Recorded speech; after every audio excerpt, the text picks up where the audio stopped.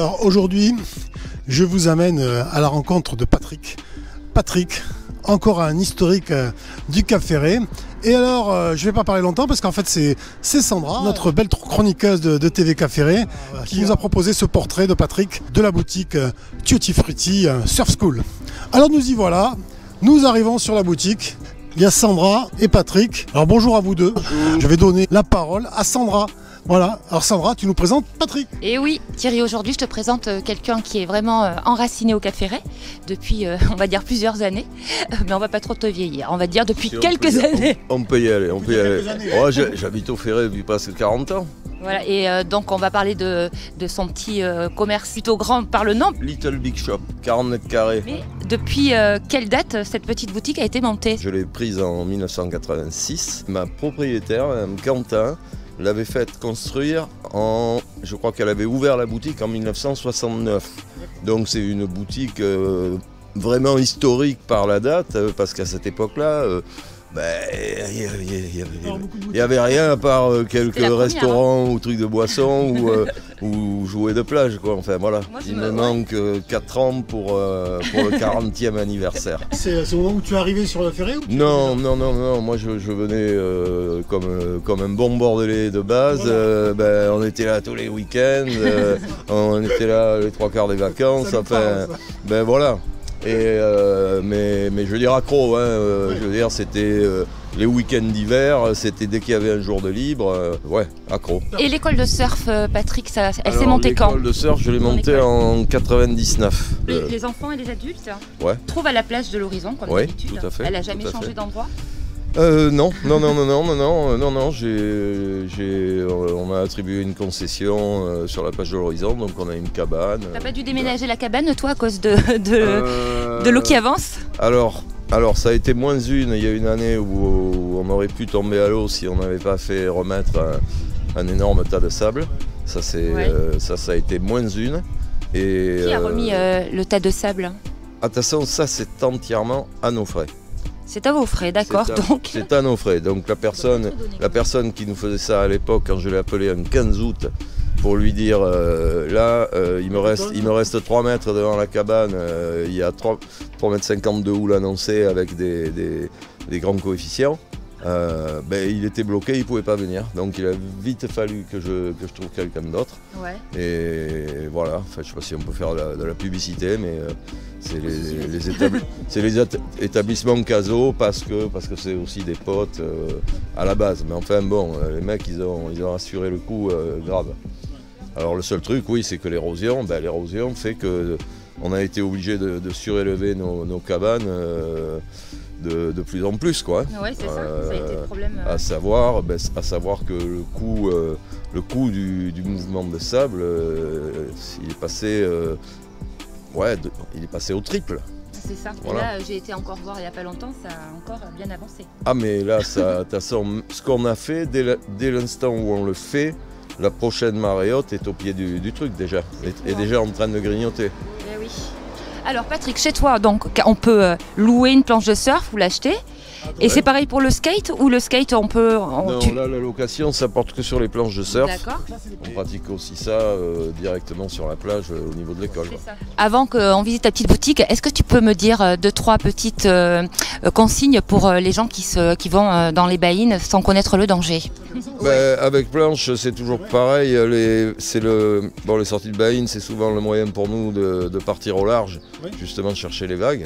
Après des gars qui sont débutants, on le constate très très vite, en 2 secondes on regarde un gars ramer, quand il a le nez de sa planche, qui regarde vers le ciel et qu'il enfonce complètement le cul, ça veut dire que quand il rame, il avance pas et il est juste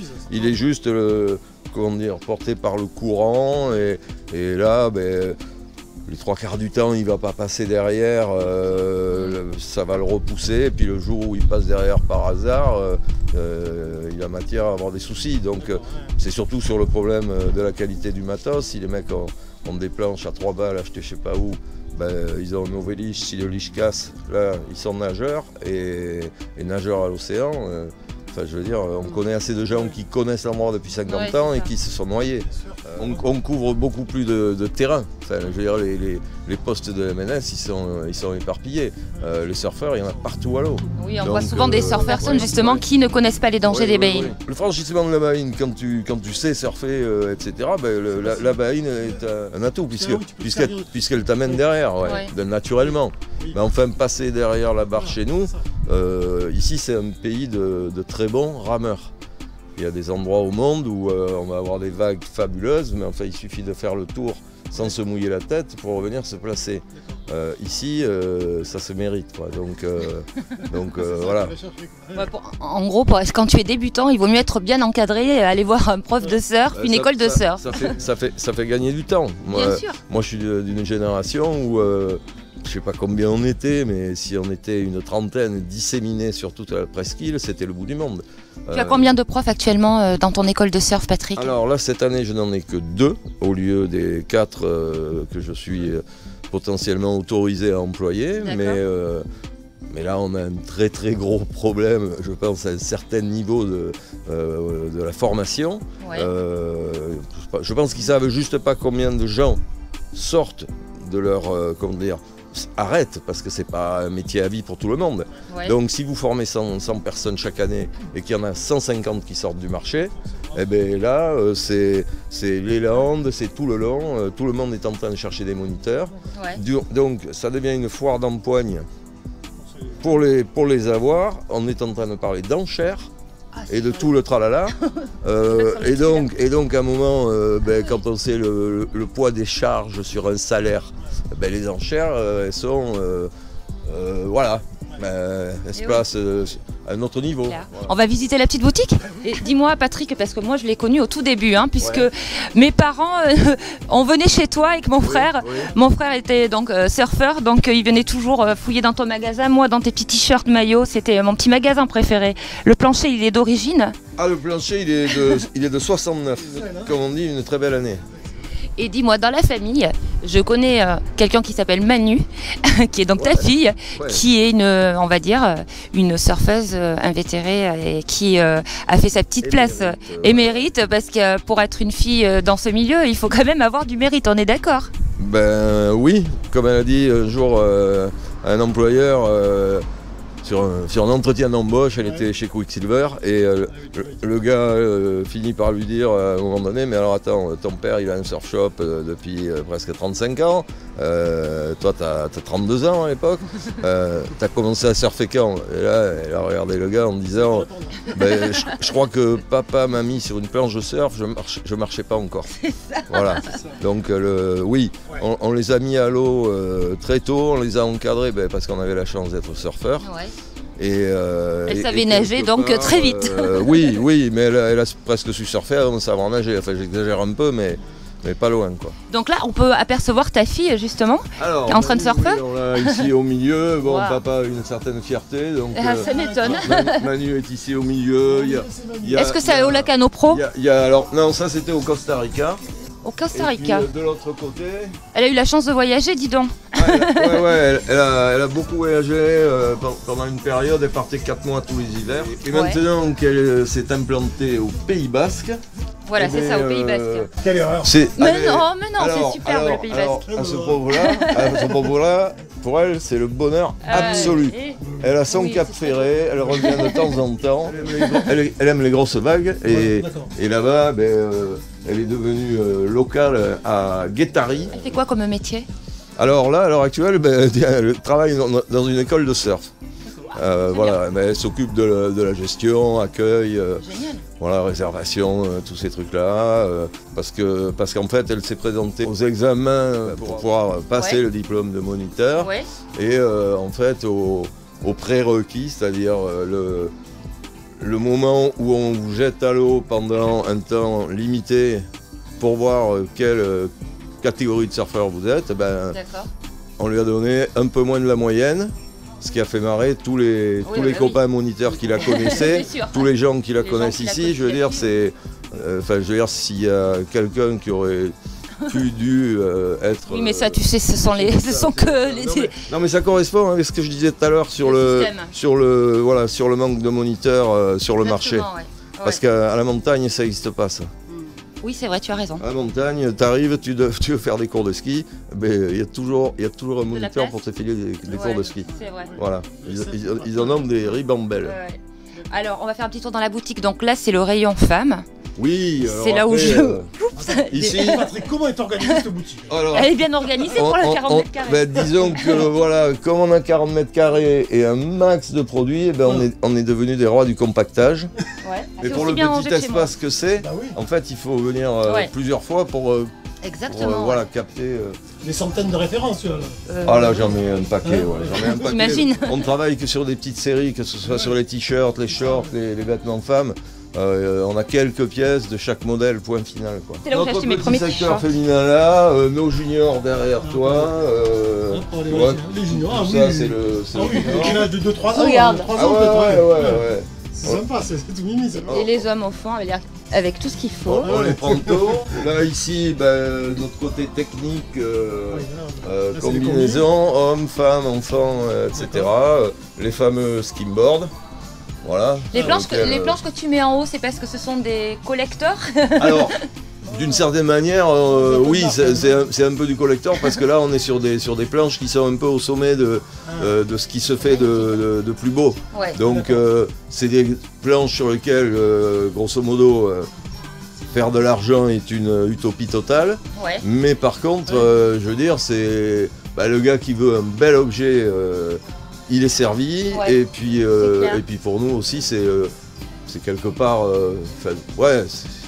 c'est le surf, quoi. Je veux dire, et d'après ce que je sais, tes fournisseurs, tu es fidèle à tes fournisseurs comme eux sont fidèles à toi, c'est ça? Oui, dans la majorité des cas, oui, pas mal.